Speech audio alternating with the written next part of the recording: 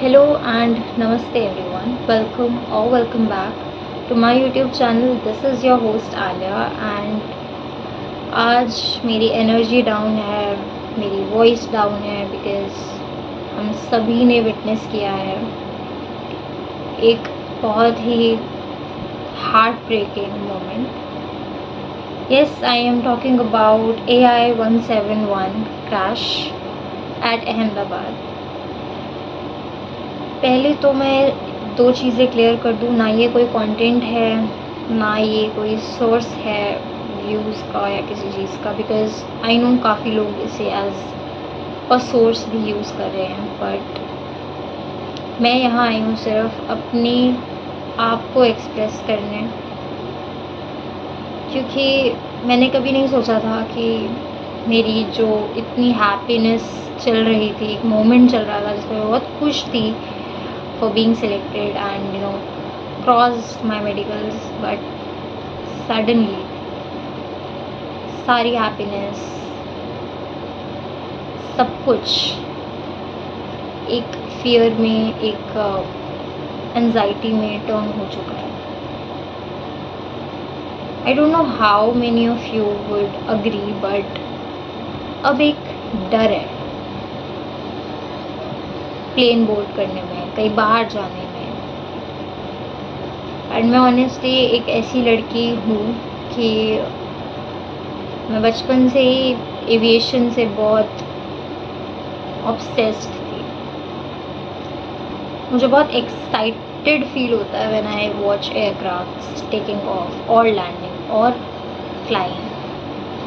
I love the fact that I will be someday inside those planes, but I am scared of this fact now. I don't know क्यों काफ़ी लोग अभी भी इस चीज़ को एक एजेंडा, एक कंट्रोवर्सी बनाने की कोशिश कर रहे हैं. I seen a lot of YouTube videos जहाँ पे खुले आम pilots, cabin crew, blame game सब चल रहा है. दो मैंने ये वीडियोस का रिप्लाई देने के लिए नहीं किया है, but I just want to share one thing as a human being. Can we stop blaming the dead people? Can be. काफ़ी लोग मैं देख रही हूँ, मतलब we are so inhuman at this time कि हम एक डेड सोल को ब्लेम कर रहे हैं for what? For this crash जो कि उनके हाथ में भी नहीं था, जो कि सबके कंट्रोल से बाहर था. काफ़ी लोग इस चीज़ का एक पॉइंट बना रहे हैं कि कैबिन क्रूज क्यों होते हैं, कैबिन क्रू का काम क्या है. Are you even listening to yourself? क्या आपने न्यूज़ देखी है? क्या आपने वीडियो देखी है? क्या आपने फैक्ट्स देखे हैं? क्या आप प्रैक्टिकली सोच रहे हो? Because I think you are not. सिर्फ एक कैमरे के आगे बड़ करने से you won't prove a point until and unless you have some sense in your self. I don't know why people can not understand the basics. एक plane जो कि 1.5 मिनट हवा में रहने के बाद क्रैश हो गया, उसमें लोग कह रहे हैं कि cabin crew could have done something. Okay, what? मेरा सवाल ही अभी है कि क्या कर सकता था कैबिन क्रू, जिनको एडवाइस है कि जैसे ही टेक ऑफ हो रहा है, it was in a climbing state guys, it was in a climbing state. कोई भी कैबिन क्रू को अलाउड नहीं है उस टाइम पे वॉक करने का. They all were in their seat belts.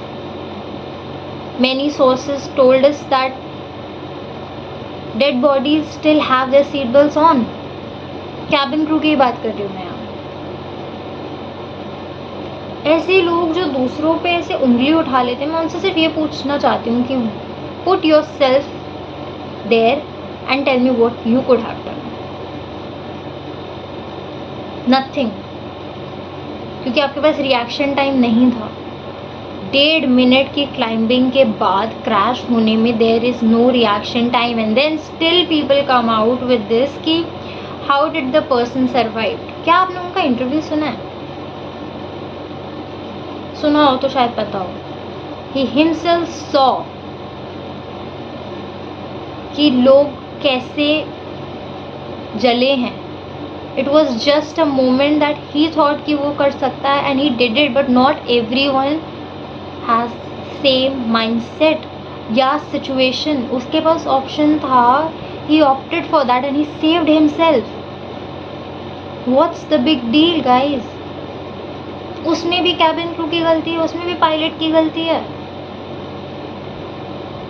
मतलब at this time I am not even shocked, क्योंकि आजकल मैं बहुत ऐसे लोग देख रही हूँ जो सिर्फ ब्लेम गेम खेल रहे हैं अपने यूट्यूब्स पे और कुछ नहीं.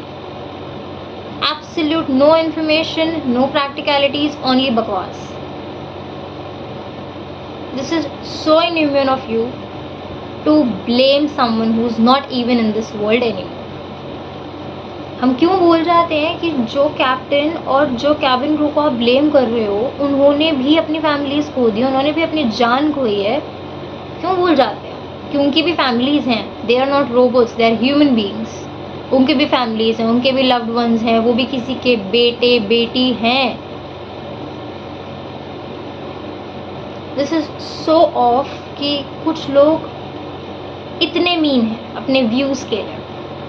Just for the sake of your views you are blaming someone who is not even in this world. Shameful. Anyways guys, मेरे को इन लोगों से तो कोई एक्सपेक्टेशंस एनी विच वेज है नहीं, बट मुझे नहीं लगा था कि कोई इतना भी नीचे गिर के व्यूज के लिए ये सब करेगा. But okay, let it be. It's all good. But what's not good is कि अब जो डर हम सब में है एज अ पैसेंजर और एज अ क्रू, जो अब डर हम सब फेस कर रहे हैं, इट्स नॉट समथिंग कि ये हो जाएगा ठीक. ये ठीक नहीं होने वाला है. ये ठीक नहीं हो सकता है. My relative is also working in Air India as a cabin crew with the same base. Even she could have been on that flight. It seems personal because it is personal. Not as a cabin crew, but as a person who was always excited to be on an aircraft. And the fact that someday I will also board a plane is now scaring the hell out of me. डर लग रहा है ये सोच के कि one day even I'll have to fly. Not that I'm blaming someone here या मैं अपनी जॉब को ब्लेम कर रही हूँ. नहीं, I know we are prepared for this, but it's just about the minor safety जो यहाँ पे I don't know. काफ़ी सोर्सेज कुछ कह रहे हैं, काफ़ी सोर्सेज कुछ कह रहे हैं, but I think one thing on which we all will agree is कि एयर इंडिया को फ्लाइट चेक करवानी चाहिए थी. Because I have seen this guy जो यहाँ से दिल्ली से अहमदाबाद गए हैं एंड उन्होंने क्लियरली अपनी वीडियो में शो किया है कि there is nothing is working out there. Even the air conditioners or their screens were not working. He himself tweeted कि I was on the same aircraft and I knew something was fishy, and we all know then what happened. My concern is कि एक cabin crew बनने के लिए ना honestly बहुत कुछ लगता है guys. आप लोगों को लगता होगा कि ये सिर्फ चाय कॉफ़ी सर्व करने आते हैं. It's your mentality. It's not our problem anymore. हम ऐसे लोगों से भिड़ना ही पसंद नहीं करते हैं. But as a cabin crew and as an aspirant I know what it takes to be a cabin crew. सब बहुत आसानी से, मतलब बहुत टेकन फॉर ग्रांटेड जॉब है ये कि कुछ नहीं करना है इसमें. ऐसा नहीं है. We have to pass exams, we study, we spend our money, efforts. More than anything is hard work जो हम एयरलाइन के लिए करते हैं. I don't know why people thinks कि ये जॉब बहुत आसान है. अगर इतनी आसान है then why don't you get recruited in this? इसमें एबिलिटी चाहिए, इसमें टैलेंट चाहिए, कम्युनिकेशन का, handling difficult passengers, ensuring safety, and yes आप लोगों के ताने सुनने के लिए भी इसमें टैलेंट चाहिए कि आप लोगों को कैसे सुना जाए ऑन बोर्ड, कैसे आपकी टॉन्ट्स को हम इग्नोर करें और ये समझें कि आप हमारे कस्टमर हो and we have to provide you with our services no matter what you say, no matter what you know think about us. It doesn't matter. We are there for you guys.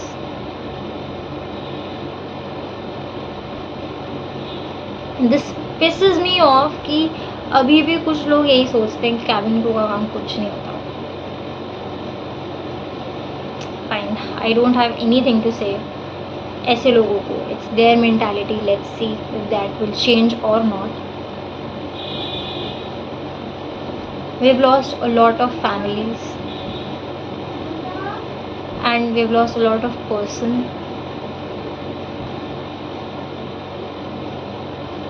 I don't know ये चीज़ पे हम कब ध्यान देंगे कि जब हम cabin crew को रिक्रूट करते हैं तो उनकी सेफ्टी भी इम्पॉर्टेंट है. अगर हम इतने पैसेंजर्स से एक अच्छा फंड ले रहे हैं तो उनकी सेफ्टी और इम्पॉर्टेंट है.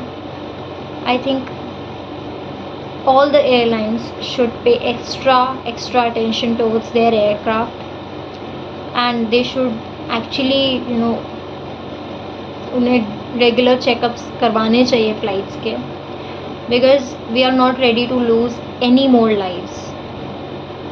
किसी की भी लापरवाही से हम और लोग नहीं खोना चाहते, हम और कैबिन क्रू नहीं खोना चाहते, हम और पायलट्स नहीं खोना चाहते, हम किसी को भी नहीं खोना चाहते for that matter.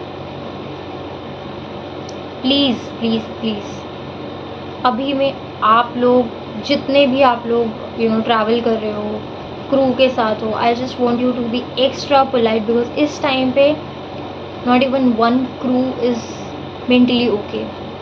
We all are facing the same fears, we all are on the same page and we expect you to understand us sometimes.